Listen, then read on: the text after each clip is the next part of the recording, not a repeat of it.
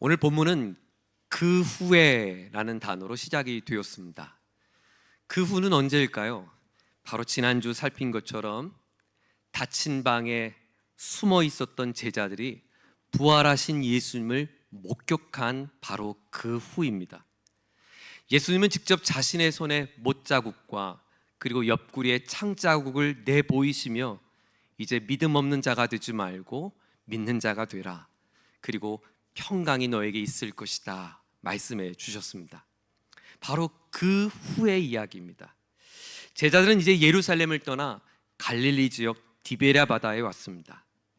갈릴리, 그 예루살렘의 공포와 그리고 긴장감 그리고 두려움에 갇혔던 그들이 이제 숨 쉴 수 있는 자신의 고향으로 돌아온 것이죠. 여기 갈릴리로 왔다라고 하는 이 대목을 우리가 읽으면 마치 제자들이 예루살렘에서 도망친 것처럼 느껴지곤 하는데요, 오해입니다. 똑같은 사건을 기록했던 마태복음 28장에 보면 부활하신 예수님께서 제자들에게 다음과 같은 말씀을 하셨습니다.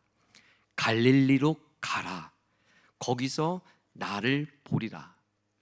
제자들은 부활하신 예수님이 갈릴리로 가라 하신 그 말씀을 기억하고 보따리를 싸고 갈릴리로 도착한 것이에요. 저는 이런 대목을 읽을 때마다 당시 제자들의 마음은 어땠을까 이런 상상을 늘 해보곤 합니다. 이제 그들이 갈릴리에 도착을 했습니다. 며칠이 지났을까요? 제자들이 예루살렘에서 갈릴리까지 내려가는 그 길목에서 서로 무슨 대화를 나눴을까요? 우리가 갈릴리 가면 예수님이 거기서 우리를 기다리고 있을까? 이렇게 말이죠. 현수막에 웰컴. 그때 예수님을 만나면 정말 놀랍겠지? 부활하신 예수님이 갈릴리에서 우리를 만나면 무슨 일이 펼쳐질까? 며칠을 기다리며 오실까? 몇 날을 우리가 기다리면 될까? 이제 예수님이 오시면 우리에게 무슨 일이 펼쳐질까? 5만 가지 생각을 갖고 갈릴리에 도착했을 것이에요. 하지만 예수님이 보이지 않습니다. 며칠이 지났을까? 6월절 명절을 지내기 위해서 제자들이 예루살렘에 왔기 때문에 그 예루살렘에서 일어난 모든 일들은 제자들뿐만 아니라 갈릴리 지역에서 살아가는 많은 사람들도 예루살렘에서 직접 목격했습니다. 바로 그 무리의 주인인 예수가 처형당하는 것을 보았죠. 고향으로 돌아왔을 때 고향 사람들이 그 제자들을 어떻게 바라봤을까요? 어떤 시선으로 바라봤을까요? 아마도 그에게 눈길 한번 주지 않고 수군거리며 그들에게 혹시라도 연루될까 그들을 멀리하지 않았을까요? 예수님과 함께 했을 때는 결혼식에도 초대받았습니다. 잔치집에도 들어갔고요, 허기진 자리마다 늘 사람들이 인사하는 일을 이루며 그들을 환대했습니다. 하지만 갈릴리에 도착한 지금은요, 사람들은 그들을 향해 경멸했을 것입니다. 예수님이 계실 때는 갈릴리에서 무엇을 해야 할지 몰라도 괜찮았습니다. 예수님이 가자 하시면 따라가면 됐고 가서 하신 그 일에 함께 기뻐했으면 됐습니다. 병도 고쳤고요, 기적도 행하였죠. 그런데 지금은요, 갈릴리에서 무엇을 해야 될까요? 갈릴리에서 어디에 거주해야 되죠? 갈릴리엔 뭘 먹고 살죠? 예전에는 예수님 바라보며 먹을 것 걱정하지 않았지만 이제 배도 버리고 그물을 버린 그들이 갈릴리에 도착한 직후에 이제 무엇을 하면 될까?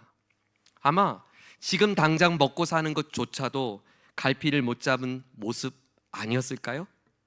바로 그 상황을 염두에 두고 오늘 본문의 이야기를 한번 들여다보겠습니다. 본문 4절입니다. 21장 4절을 같이 함께 봉독합니다. 함께 있습니다. 날이 새어갈 때 예수께서 바닷가에 서셨으나 제자들이 예수님을 알아보지 못했어요. 거기 한번 밑줄 쳐보시겠어요? 제자들이 예수님을 알아보지 못했다. 자, 이 단락이 끝나가는 그 14절까지 단락인데요, 그 단락의 끝무리를 다시 한번 찾아 읽어보겠습니다. 12절입니다. 이 이야기는 어떻게 갈무리가 될까요? 12절도 한번 읽어보죠. 시작. 예수께서 이르시되 와서 조반을 먹으라 하시니 제자들이 주님을 어떻게 해요? 아는 고로. 여러분, 4절부터 12절까지 무슨 일이 일어나는 걸까요? 4절에서 예수님을 전혀 알아보지 못했던 그들은 도대체 무슨 일을 만났길래 12절에서는 예수님을 알아본 것일까요? 그리고 오늘 본문의 이야기는 우리에게 들려주고 싶은 이야기가 명확해졌습니다. 예수님을 알아보지 못했던 제자들의 이야기가 예수님을 알아보는 이야기를 통해서 오늘 우리에게 다음과 같이 말을 걸어옵니다. 사랑하는 교회 여러분, 여러분의 삶에 함께 하시는 예수님을 알아보는 눈이 열리기를 소망합니다. 성경 그렇게 우리에게 말해주고 있어요. 저는 여러분에게 4절과 12절 사이에 있었던 이야기를 나누려고 합니다. 그리고 제자들이 이 사이에서 일어났던 일들을 통하여 예수님을 알아보았던 것처럼 오늘 주신 말씀을 통해서 저와 여러분의 인생 가운데 찾아오신 주님을 알아보는 일이 있기를 주의 이름으로 축원합니다. 먼저 예수님을 알아보지 못했던 그 밤의 이야기로 이 이야기를 시작해 보려고 합니다. 자, 2절입니다. 그때 머물렀던 제자들의 이름이 거론되는데요, 그 이름들을 한번 읽어보겠습니다. 2절 시작. 시몬 베드로와 디두모라는 도마와 갈릴리 가나 사람 나다나엘과 세베대의 아들들과 또 다른 제자 둘이 함께 있더니, 예수님의 제자는 12명이었고 가룟 유다를 제외하면 11명인데 어찌된 일인지 오늘 본문의 무리 속에는 7명의 제자들만 있습니다. 이름들이 기록되어 있는데요, 시몬 베드로, 그리고 디두모는 지난주 쌍둥이라고 제가 설명드렸죠. 쌍둥이라고 별명하는 도마, 갈릴리 가나 사람 나다나엘, 세베대의 아들들은 야고보와 요한입니다. 그리고 또 다른 제자 두 사람, 이 두 사람의 이름이 언급되지 않아서 누군지는 잘 모르겠어요. 여하튼 7명의 제자들이 모여 있습니다. 그때 베드로가 3절에 말합니다. 얘들아, 나는 물고기 잡으러 가야겠어. 그러자 곁에 있던 제자들도 몇 사람이 응수합니다. 그래, 그러면 우리도 함께 갈게. 베드로가 오랜만에 그물질을 하러 나섭니다. 여러분, 이 장면도 많은 분들이 오해하는 장면인데요, 마치 베드로가 이제 예수님의 제자의 자리에서 박차고 자신의 과거의 삶으로 돌아간 것으로 오늘 본문을 좀 과장해 설명하는데 사실 그렇지 않습니다. 베드로는 부활하신 예수님이 갈릴리에 가서 있으라고 해서 오늘 여기 온 겁니다.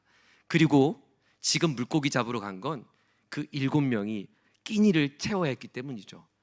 당장 끼니를 채워야 되는데 그나마 갈릴리 지역에서 물가에서 그물질을 했던 베드로가 자신이 그물질하는 것이 제일 잘했기 때문에 아마 본인이 나섰던 것으로 보여져요.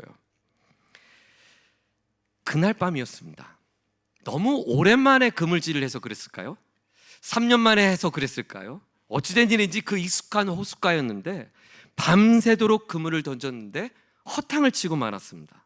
그리고 성경은 그 장면을 이렇게 묘사했어요. 3절에 보면 그 밤에 아무것도 얻지 못하였더니, 여기 빈 그물 속에 있는 베드로와 그 곁에 있던 제자들을 여러분 한번 상상해 보십시오. 아니, 어떻게 한 마리도 못 잡죠? 그래도 왕년에 그물질을 했으면 몸이 기억하지 않겠어요? 아니, 그 물고기도 그렇지, 한 마리 정도는 잡아주지, 그 그물질을 다 피한단 말이에요. 베드로는 한 번 허탕치고 2번 허탕쳤으면 그만 돌아오면 되지, 무슨 자존심 때문에 그렇게 밤새도록 수고해야 했을까요? 동료들까지 말이죠, 밤이 새도록 수고했다고 말합니다. 하지만 한 마리도 잡지 못했어요. 이 말씀을 묵상하던 중에 갑자기 제 눈물이 핑 돌았습니다. 왜냐하면 이 장면이 너무나도 낯설지 않았기 때문입니다. 2년 동안 여러분과 함께 신앙생활을 하면서 제가 만났던 교우들의 모습을 보는 것 같았어요. 이렇게 예배당에서 주님 앞에 예배하면서 내가 세상을 이겼노라, 담대하라, 아멘, 내 주님 담대하겠습니다, 아멘 하고 나섰거든요. 그리고 문을 열고 나서고 자신의 삶의 자리를 돌아갔는데, 아니 글쎄, 열심히 살았고 열심히 수고했는데 세상은요 만만치 않습니다. 호락호락하지 않습니다. 남겨진 것이 빈 그물이었습니다.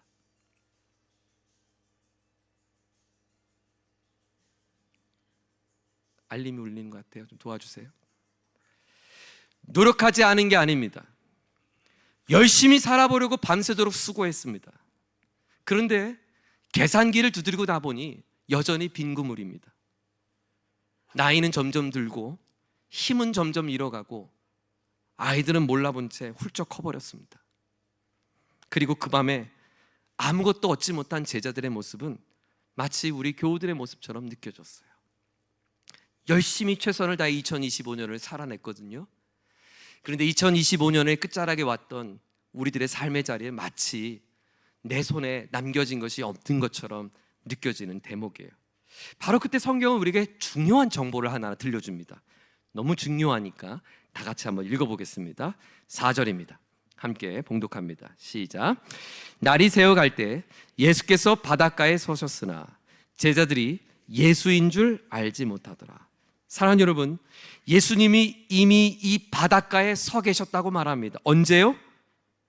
밤새도록 수고하고 노력했지만 아무것도 잡을 수 없는, 번번이 실패할 수밖에 없는 그 좌절의 밤을 보낸 그 새벽에, 그 지치고 고단한 몸을 이끌고 있는 그 새벽에, 그 자리에 디베랴 바닷가에 예수님이 서 계셨다는 것입니다.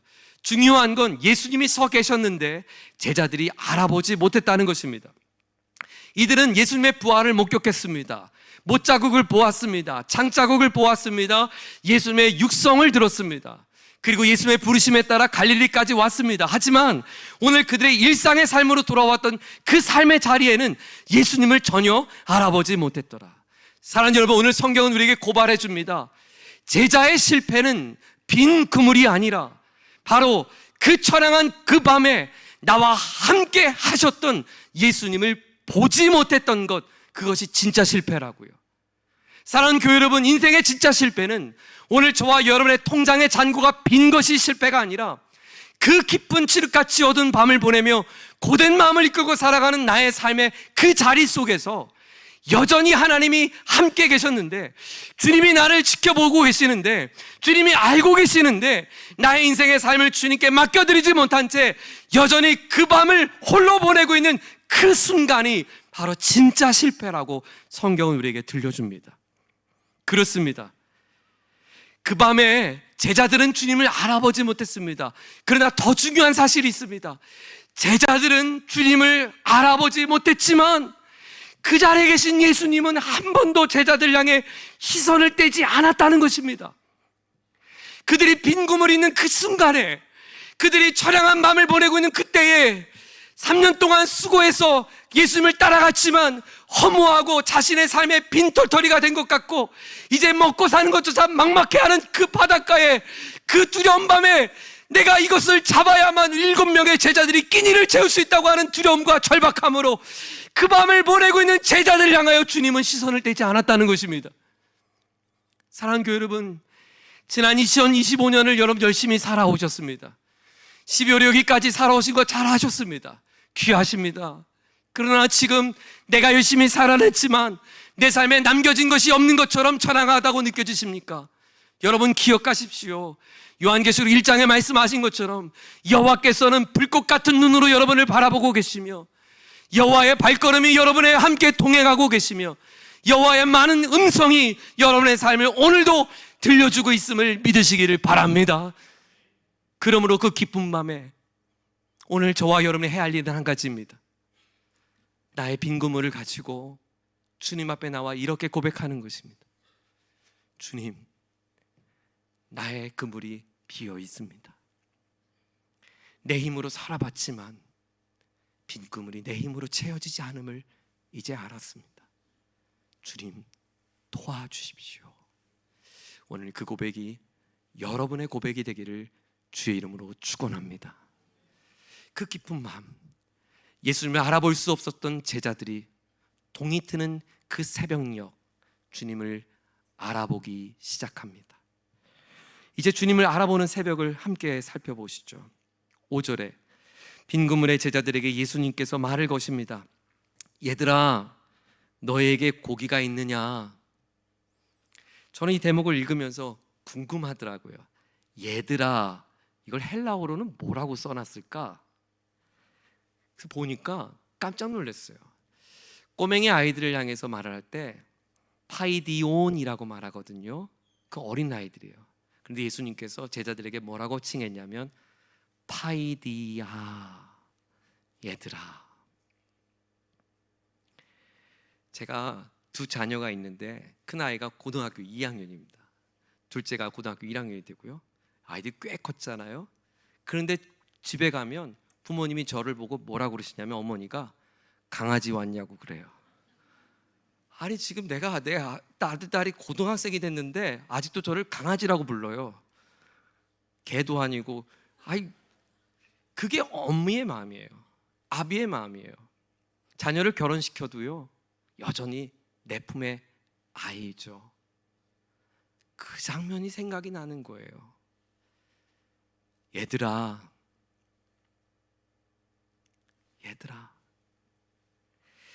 뭐 좀 잡았니? 야구 잡은 거 있으면 좀 갖고 와봐. 궁금해서 물어봤을까요? 아니겠죠. 얘들아라고 하신 주님은 이런 마음이겠죠. 네가 무엇을 잡았느니라고 질문한 것이 아니라 너의 마음은 좀 어떠니? 부목사님 좀 도와주세요. 너의 마음은 좀 어떠니? 이 밤에 잡은 것이 하나도 없지만, 이 밤에 내가 수고해서 얻은 것이 하나도 없을 때 너의 마음이 실망스럽고 어렵다면 얼마나 마음이 아팠겠니? 너의 마음이 좀 어떠니? 뭐 좀 잡았니? 이렇게 하는 질문이 마치 우리 살림살이를 걱정해 주시는 것 같아요. 얘들아, 내 살림이 좀 어떠니? 저희 어머니께서 저에게 꼭 질문을 하는 게 있어요. 전화하면 늘 질문하세요. 김치는 있니? 아니 많고 많은 반찬 중에 왜 맨날 김치만 물어봐요? 그래서 제가 응수하죠. 고기도 없어요. 고기를 물어봐야지 왜 김치를 물어봐? 김치 있어요. 우리 권사님들이 긴장해 주셨어요. 제자들은 이렇게 대답합니다. 없나이다. 그러자 예수님께서 한마디 더 말씀을 하셨어요. 6절에 보면 그물을 배 오른편에 던지라. 그리하면 잡으리라. 여러분 이게 얼마나 황당한 말입니까? 아니 배 왼편에 없던 배 왼편에 없던 물고기가 오른편에 던지면 물고기가 많이 잡을 수 있습니까? 지금 제자들은 밤샜다니까요. 밤이 새도록 수고했어요. 왼편이든 오른편이든 앞편이든 뒷편이든 그물질을 안 했겠습니까? 그리고 이 말이 얼마나 황당하냐면 여러분 호숫가에 배가 있으면 뱃머리가 어디냐에 따라 왼편이 달라지지 않겠어요? 뱃머리가 북쪽을 향해 있으면 왼편은 서쪽이 될 것이고 뱃머리가 남쪽으로 향하면 왼편이 또 다른 쪽이 동쪽이 되겠잖아요. 지금 베드로의 뱃머리가 어느 쪽에 있었을까요? 동서남북 어디를 던진다고들 그 없던 물고기가 잡히겠냐고요. 더 황당한 건 제자의 반응입니다. 아무 말 없이 순종을 해요. 6절 하반절에 성경은 이렇게 말합니다. 이에 던졌더니, 한번 저를 따라해 보시겠어요? 이에 던졌더니. 여러분 어디 뭐 좀 잡으셨어요? 아니요, 한 마리도 못 잡았어요. 그러면 다른 편에 한번 그물 한번 던져보세요. 그래서 제자가 아멘, 그렇게 될 줄 믿습니다 하고 그물을 던졌을까요? 아니면 너 잘났다, 에라 모르겠다, 몇 번째일 것 같으세요? 예수인지도 모른 채 대화를 나눴던 경황에 보면 이에 던졌더니 말 그대로 던지지 않았을까요? 에라 모르겠다, 그래 너 잘났다, 그랬더니 물고기가 많아 그물을 들 수 없더라. 기가 막힌 구절이에요. 사랑하는 여러분, 믿음을 너무 우아하게 생각하지 마세요. 믿음은 에라 모르겠다예요. 아브라함이 뭘 알아서 약속의 땅으로 갔겠습니까? 모세가 가나안 땅을 알아서 갔습니까? 애굽 태생으로 애굽을 벗어나 보지 못한 그가 가나안 땅이 어떻게 생겼는지도 모르는데 무슨 믿음으로 도대체 갔을까요? 에라 모르겠다 아니었을까요? 가나안 땅에 들어갔던 2세대들이 여호수아와 갈렙을 필두로 요단강을 건넜을 때 그 12지파를 향해 물리칠 수 있는 정말 한치의 오차도 없는 믿음으로 건넜을까요? 전 그렇게 생각하지 않아요. 에라 모르겠다, 요단강 밟았을 것 같아요. 그랬을 때 강물이 멈춘 것이지 정말 숭고하고 대단한 위대한 믿음으로 살았던 게 아니에요. 여러분, 그런다면 우리 에라 모르겠다는 할 수 있지 않을까요? 대단한 믿음은 가질 수 없어도 그래, 에라 모르겠다, 내가 한번 해보자, 이건 할 수 있지 않을까요? 그 해석이 가능한 이유는 예수님의 요청에 있어요. 예수님은 베드로에게 대단히 심오한 것을 요구하지 않았어요.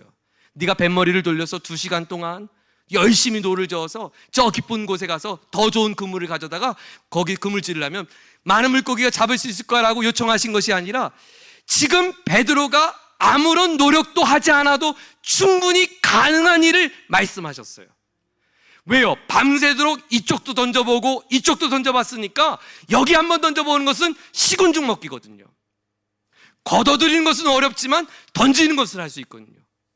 주님이 오늘 베드로에게 만나서서 당부하신 일은 베드로가 지금 당장 가장 쉽게 할 수 있는 일을 요청하셨어요. 사랑하는 여러분, 하나님 오늘 저와 여러분에게 말씀하실 때, 우리에게 순종을 요구하실 때, 지금 우리가 보따리 싸들고 선교지 가야 되는 게 아니에요. 순교지 가야 되는 게 아니에요. 어쩌면 주님이 우리에게 요구하시는 말씀의 순종의 자리는 지극히 지금 당장 할 수 있는 일일지 몰라요. 이런 거 말이죠. 여러분의 인생을 사랑하기를 시작하십시오. 여러분의 가정을 소중하게 여기기를 시작하십시오. 지금 내 인생을 절망이라고 말하지 말고 오늘 나를 향한 하나님의 계획이 있음을 믿음으로 시작하십시오. 오늘 지금 내가 할 수 있는 거, 이런 거 말이죠. 지금 당장 주님 도와주세요, 이 한마디를 할 수 있잖아요. 지금 할 수 있는 일을 시작하십시오.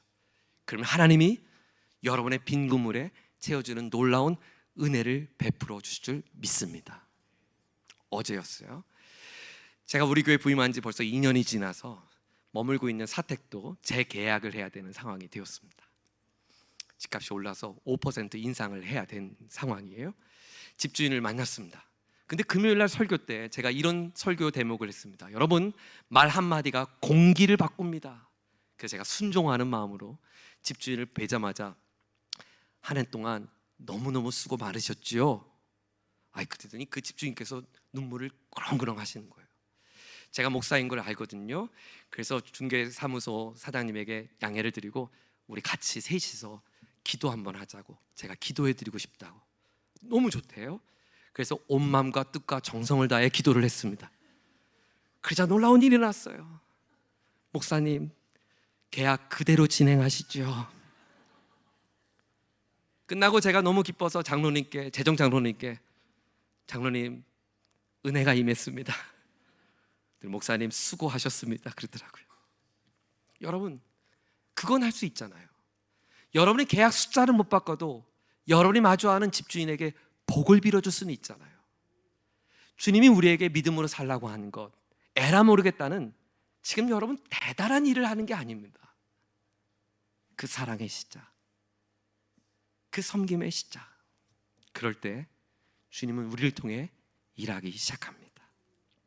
네가 다시 한번 그물을 던져보렴, 용서의 그물을. 네가 다시 한번 그물을 던져보렴, 사랑의 그물을. 네가 다시 한번 던져보렴, 너의 삶을 향해 새로운 마음으로 포기하지 말고 용기의 그물을 던져보렴. 믿음은 환경이 바뀌어지고 눈이 열리는 것이 아닙니다. 말씀에 의지한 작은 순종, 그 오른편에 그물을 던질 때 우리 눈이 열리기 시작합니다. 이제 그들은 서서히 주님을 보았다가 점점 깊이 주님을 경험하는 때가 됩니다. 자, 이제 베드로를 그물을 던져서 말씀하신 그 주님을, 그 놀라운 일을 목격할 때 그 곁에 있던 요한은, 이 책을 기록한 요한은 다음과 같이 증언합니다. 7절에 예수께서 사랑하시는 그 제자가 베드로에게 이르되 주님이시라. 주님을 알아보았습니다. 그제서야 알아보았습니다. 내게 말을 거시고 내게 말씀하시고 내게 큰 은혜를 베푸시는 주님을 경험했습니다. 이제 그들은 서서히 주님을 알기 시작합니다. 그리고 주님을 알아가는 그의 삶은 떠오르는 아침 깊은 주님의 사귐의 자리로 성경은 그들을 초대하고 있어요. 자, 9절입니다. 9절 같이 읽겠습니다. 시작. 육지에 올라보니 숯불이 있는데 그 위에 생선이 놓였고 떡도 있더라. 놀라운 장면이에요. 제자들이 그물을 깃고 올라올 때에 이미 육지에 주님께서 불을 피고 계시고 조반을 준비해 주고 계셨어요. 여러분, 질문, 여기서 예수님께서 구우셨던 물고기는 제자들의 잡아온 물고기였습니까? 아니면 예수님께서 미리 준비하신 물고기였습니까? 준비하신 물고기예요. 여러분, 하나님을 너무 째째한 하나님으로 만들지 마세요. 여러분이 하나님 앞에 무언가 대단한 헌신을 해야만 당신을 기뻐하고 사랑하시는 하나님이 아니십니다. 그런 하나님 만들지 마세요. 하나님은 우리가 주님 앞에 무언가를 바쳐야만, 내가 수확하고 내가 수고한 것 주님께 드려야만 그제서야 복을 주시는 하나님 아닙니다. 우리 하나님은 이미 빈 그물이 있을 때부터 나를 위해 불을 피고 허기진 나의 배를 채우기 위해 준비하셨습니다. 먹을 것을 준비하셨습니다. 여러분이 주님 앞에 드릴 것이 없을 때 괜찮습니다. 주님이 준비해 주신 조반을 드십시오. 은혜를 누리십시오. 주님은 당신을 사랑하는 것이지 우리의 대단한 헌신을 사랑하시는 분이 아닙니다. 먼저 주님이 우리를 위해 헌신하시죠. 그런데 흥미로운 것은 9절에 나오는 이 숯불이라는 단어예요. 숯불에 한번 동그라미를 쳐보시겠어요? 이 숯불이라는 단어가 요한복음에 딱 2번만 등장합니다. 첫 번째 등장했던 본문은 어디였을까요? 예측하는 것처럼 요한복음 18장 18절에 대제사장 뜰에서 베드로가 불을 쬐고 있을 때 그 불을 숯불로 옮겼습니다. 그 숯불을 피고 불을 쬐고 있던 그 밤에 한 계집 여종이 베드로에게 나와 이런 질문을 합니다. 당신 예수의 제자 아니요? 그때 베드로가 다음과 같은 대답을 합니다. 나는 주님을 알지 못하나이다. 그 숯불은 내가 주님을 알지 못한 그 밤에, 아니 알아도 모른 척했던 그 밤에 쬐었던 숯불이었어요. 그 불 앞에 다시 베드로를 초대하십니다. 그리고 이 자리에서 베드로의 후회와 베드로의 넘어짐과 베드로의 배신과 저주를 주님과의 깊은 사귐의 자리로 회복시켜 주셨어요. 그 사랑의 자리로 회복시켜 주셨어요. 그리고 예수님께서 말씀하십니다. 와서 조반을 먹어라. 밤새도록 허기진 베드로를, 실패와 갈등으로 마음에 속상했던 베드로를, 부활 이후에도 갈피를 전혀 잡지 못했던 제자들을 위하여 주님은 숯불을 피우시고 조반을 준비해 주셨어요. 그리고 성경은 이렇게 말합니다. 12절 하반절입니다. 제자들이 주님이신 줄을 아는 거로. 여기서 안다는 것은 이제 예수님을 정보로 아는 것이 아닌 내게 그 사랑을, 내게 그 회복을 주시는 주님을 경험하는 알미죠. 그들은 주님의 음성을 들었습니다. 그리고 작은 순종을 했습니다. 그리고 큰 은혜를 경험했습니다. 그리고 숯불 자리에서 주께서 준비하신 은혜를 누리게 되었습니다. 저는 여러분의 가정과 여러분의 삶의 자리가 그 주님을 깊이 경험하는, 주님을 깊이 교제하는 은혜 자리가 되기를 주의 이름으로 축원합니다. 오늘 본문의 시작은 그 후에 예수님의 제자들이 디베랴 호수에 갔다라고 하는 문장으로 시작이 되었습니다. 이 문장은 마태, 마가, 누가복음을 읽은 독자들에게는 매우 낯선 문장이 됩니다. 마태, 마가, 누가는 그 갈릴리 지역에 있었던 호수 옛 이름을 따 갈릴리 호수라고 칭했지만 요한만 그곳을 디베랴, 또 다른 이름의 디베랴라고 불렀습니다. 갈릴리 지역에 있었던 그 호수는 통상 갈릴리 지역의 호수다 해서 갈릴리 호수라고 불렸고, 또 동쪽에서 바라보면 마치 하프 모양이다 그래서 게네사렛 호숫가라고도 불려왔습니다. 하지만 시간이 지나고 시대가 지나서 로마가 그 도시를 함락하고 지배하는 순간 그 지역은 로마 황제 티베리아스의 황제 이름을 따 디베랴라고 불려지게 되었고, 그 디베랴 도시 곁에 있던 호수의 이름은 서서히 갈릴리가 아닌 디베랴 호수로 불러지게 되었습니다. 공간복음이 기록된 뒤 먼 훗날 이 요한복음이 다시 기록될 즈음에 많은 독자들은 갈릴리 호수라고 하는 옛 이름보다는 이미 그들이 살고 있는 디베랴 호수라는 이름이 더 익숙해진 때가 되었습니다. 3년 전 그들이 예수님을 따라 첫 제자가 되었을 갈릴리 동네는 그들의 고향이었습니다. 그곳에서 자라왔고 그곳에서 아내와 가정을 꾸리며 그들의 삶의 터전이 되었습니다. 희로애락이 있었습니다. 어쩌면 이것은 제 추측이지만 어쩌면 3년 전에는 그 디베랴가에서 만일 그 빈 그물이 되었다면 아마 곁에 있던 누군가가 자신의 그물에서 그 물고기를 건네주는 정도 있었는지 모르겠어요.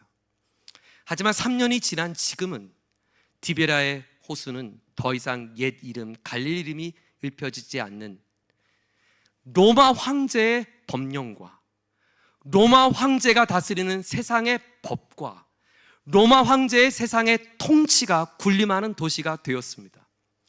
그들이 사용하는 동전에는 로마 황제의 얼굴이 새겨져 있고 그들이 살아가는 삶의 논리는 로마 황제가 제정해 준 대로 살아야 했으며, 즉 약육강식과 그들의 끊임없는 경쟁의 도시가 되었을 것입니다.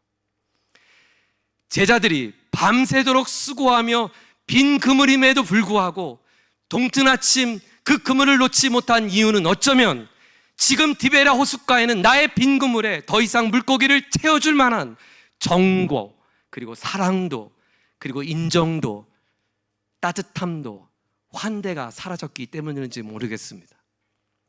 그 디베랴 바닷가에 사는 사람들 누구도 이제는 예수님의 제자들을 환대하는 사람이 없고 경멸과 미움과 분노로 징후로 제자들을 바라봤기에 그들은 오늘 내가 수고하여 한 마리의 물고기를 잡지 못하면 살 수 없다고 하는 절박함에 이 밤을 보냈는지 모르겠습니다. 그 밤에 빈 그물을 갖고 있는 그들에게 마음속에 한 가지 고대하는 희망의 소식은 부활하신 예수님이 이 땅에 오신다고 하는 소식이었습니다. 부활하신 예수님이 언제 올지는 말해주지 않았습니다. 부활하신 예수님을 맞이할 때까지 내가 무엇을 해야 되는지도 말해주지 않았습니다. 그들은 그저 부활의 주님을 맞이할 기다림으로 보내야 했습니다. 2000년 전 우리를 위해 십자가에 달려 죽으신 예수님은 우리를 위하여 다시 오시겠다고 약속해 주셨습니다. 그 다시 오실 주님을 기다리는 것을 대림, 대강이라고 표현하며 강림하실 주님을 기다리는 절기를 우리는 보내고 있습니다. 주님이 언제 오실지, 주님이 오시는 그날까지 우리는 무엇을 하며 기다려야 될지, 주님이 오실 때 우리는 무엇을 준비해야 될지 전혀 알지 못한 채 우리는 디베랴 바닷가 위에 있습니다.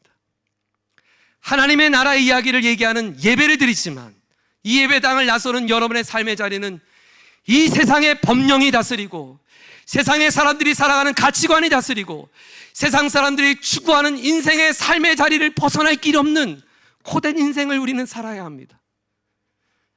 밤새도록 수고해야만 여러분의 통장 잔고가 누군가 채워주지 않기에 채울 수 있고 여러분의 알 길 없는 인생의 길에 걸어가는 그 길을 누가 보장해주지 않기에 여러분은 자녀들을 채찍질하며 교육하고 하루하루를 버티며 오늘까지 살아왔습니다. 우리 주님은 언제 다시 오실까요? 이 디베랴 바다에서 우리는 언제까지 이 그물질을 해야 할까요? 이 물음이 마음속 깊이 올라올 때가 있을 것입니다. 그러나 사랑하는 교회 여러분, 그 밤에 예수님이 이 바닷가에 함께 서 계시고 있다고 하는 이 말씀을 믿으시기를 바랍니다. 우리에게는 보이지 않아도, 우리에게는 느껴지지 않아도 삼위하 되신 하나님께서 성자의 모습, 우리의 눈으로 확인할 수 없는 성자의 모습은 확인되지 않지만 내 안에 내주하시고 내 안에 탄식하시는 성령 하나님이 당신의 깊은 밤, 동이 트는 새벽, 일어날 힘이 없는 그 새벽에 나를 위해 조반을 준비하며 위로하시는 분이라는 것을 잊지 않기를 바랍니다. 요한은 마지막 주님의 십자가에서 그 참혹한 광경을 눈앞에서 목격한 제자입니다. 요한은 예수의 어머니를 나의 어머니로 품고 섬겨왔습니다. 하지만 다시 오시겠다고 하신 주님의 약속이 너무나 길었습니다. 그의 인생의 마지막 노년이 될 때까지 예수 모시지 않았습니다. 그리고 그는 자신이 세운 공동체를 지킬 수 없는 가련한 죄인이 되었습니다. 로마 황제를 그 칼날에 그는 반모섬에 유배되어 있습니다. 그때 하나님이 요한계시록 5장에 요한에게 한 가지 환상을 보여줍니다. 봉인된 두루마리를 보여줍니다. 요한이 울며 외칩니다. 두루마리가 보이지 않아요. 두루마리를 읽을 수 없어요. 두루마리를 읽고 싶어요. 그때 요한의 꿈에 하나님께서 사자의 음성을 통해 들려줍니다. 울지 마, 요한아. 다윗의 뿌리에서 나니가, 유대의 사자에서 나니가 그 봉인된 두루마리를 열 것이며, 그 두루마리, 봉인된 두루마리가 열려질 때 네가 그 하늘의 천군 천사의 음성을 보게 될 것이라고. 그것이 오늘 아침 여러분과 제가 묵상한 요한계시록 5장의 말씀입니다. 사랑하는 교우 여러분, 인생의 두루마리가 보이지 않을 때가 있습니다. 봉인되어서 열려지지 않을 때가 있습니다. 열고 싶어도 열려지지 않을 때 기억하십시오. 그 봉인된 두루마리를 열 자는 바로 우리의 주님 예수님이십니다. 예수님이 여러분의 인생의 닫힌 문을 여시면 열릴 것입니다. 보이지 않는 길이 되어 주실 것입니다. 답이 보이지 않을 때 주님이 진리가 되어 주실 것입니다.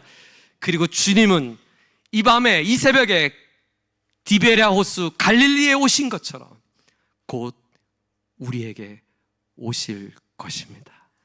그 주님을 기다리는 거룩한 신부 저와 여러분 되기를 주의 이름으로 축원합니다. 기도하겠습니다.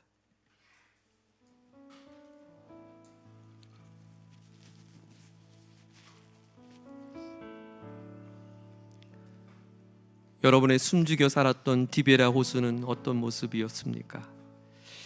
지난 2025년 애쓰셨습니다. 수고 많으셨습니다.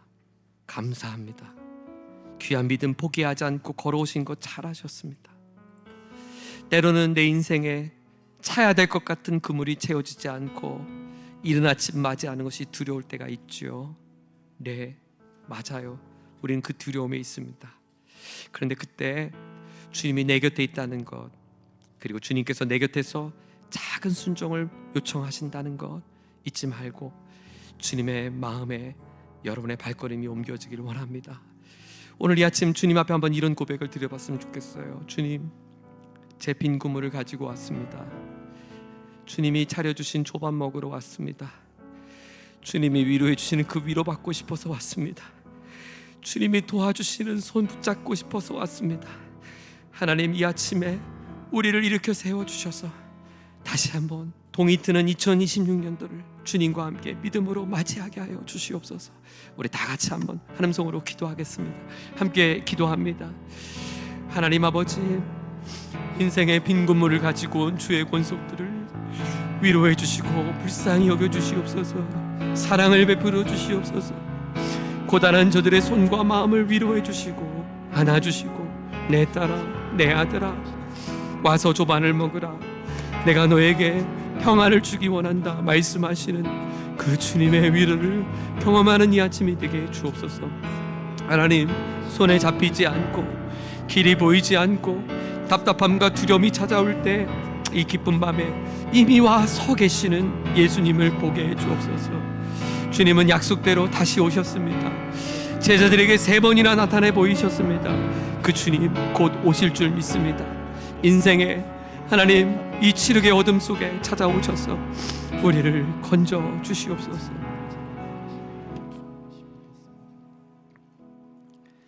얘들아, 뭐 좀 잡힌 게 있니?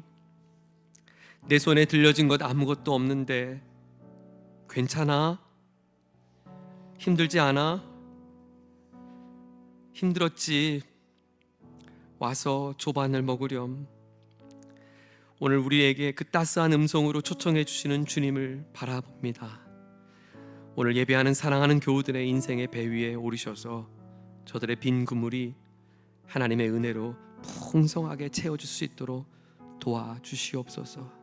내가 주님께 드릴 것이 없을 때라도 주님은 나를 위해 있는 모습 그대로 사랑하시고 나를 위해 풍성함을 준비하신 좋으신 주님인 것을 놓지 않게 해 주시옵소서. 예수님의 이름으로 기도드립니다. 아멘. 모두 함께 자리에 일어나시겠습니다. 오늘 본문과 너무나도 잘 어울리는 찬양이라고 생각해요. 우리 전능하신 나의 주 하나님, 주의 말씀 의지하여 깊은 곳에 그물을 던지겠습니다. 우리 함께 믿음의 고백 주 앞에 올려드리겠습니다.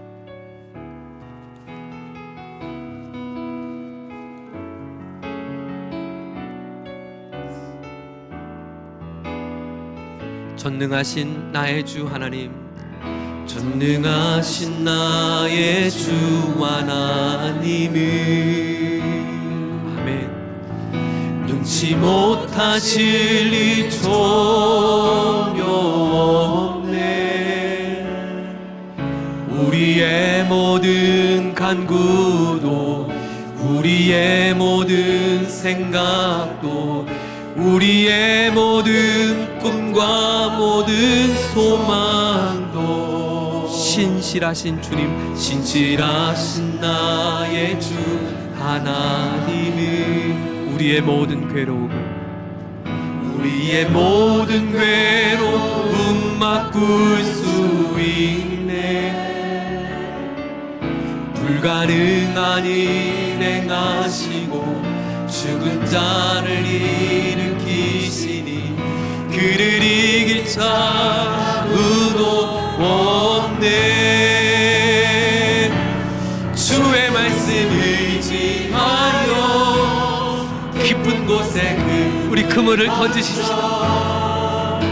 오늘 그가 놀라운 일을 이루시는 것 보라. 주의 말씀 의지하여 믿음으로 금을 던져. 믿는 하나님, 오늘 이 아침 그 말씀에 의지하여 그물을 던지겠습니다. 주의 말씀 의지하여 깊은 곳에 금을 던져. 오늘 그가 놀라운 일을 이루시는 것 보라. 주의 말씀 의지하여 금을 던져. 믿는 자의, 우리 마지막으로 선포할 때 우리 주님 앞에 한번 손을 들어 고백해볼까요? 주의 말씀 의지하여, 주의 말씀 의지하여 깊은 곳에 금을. 하나님의 놀라운 일이 우리의 가정과 일터와 삶의 자리에 일어날 것을 믿음으로 선포합니다. 주의 말씀 의지하여, 의지하여 믿음으로 금을 던져. 믿는 자에게 능치 못함 없네. 우리 삶의 놀라운 일에 가실 주님 앞에 감사와 찬양의 박수 올려드리겠습니다. 하나님, 그 믿음으로 살아가겠습니다. 하나님, 믿음으로 그물을 던지며 살아가겠습니다. 우리 인생에 풍성한 은총을 베풀어 주시옵소서. 우리 옆에 분에게 앞뒤적으로 한 번 더 인사하겠습니다. 메리 크리스마스 인사하겠습니다. 한 번 더 인사할 때 주님 오실 것입니다. 한 번 더 인사하겠습니다. 주님 오실 것입니다. 아멘. 주 예수 그리스도의 크신 은혜와 하나님 아버지의 다함없는 사랑과 성령 하나님의 동행하시는 은혜가 내 주님 이 기쁜 밤 홀로 두지 않고 나를 지켜보시며 바라보시며 오늘도 내게 말씀하시는 주의 음성 듣고 그물을 던지겠습니다. 그리고 주님 바라보겠습니다. 고백하고 다짐한 우리 모두에게 이제부터 영원까지 함께하옵시기를 존귀하신 우리 주 예수님의 이름으로 간절히 축원하옵나이다. 아멘.